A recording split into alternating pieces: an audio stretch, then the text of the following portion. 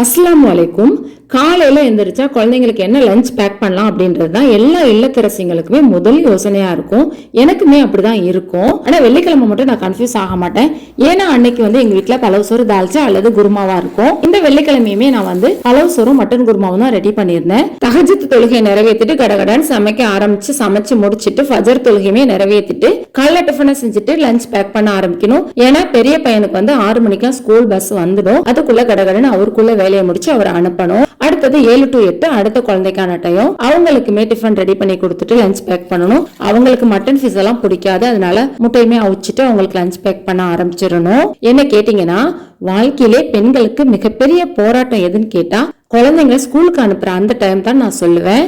ஏன்னா அதை அனுபவிக்கிற பெண்களுக்கு மட்டும்தான் புரியும். குழந்தைங்களை ஸ்கூலுக்கு அனுப்பிட்டு ஒரு இடத்துல போய் அல்ஹம்துலில்லாஹ்னு உட்காருவோம் பாருங்க, அந்த தருணத்தை வார்த்தையால வர்ணிக்கவே முடியாதுங்க.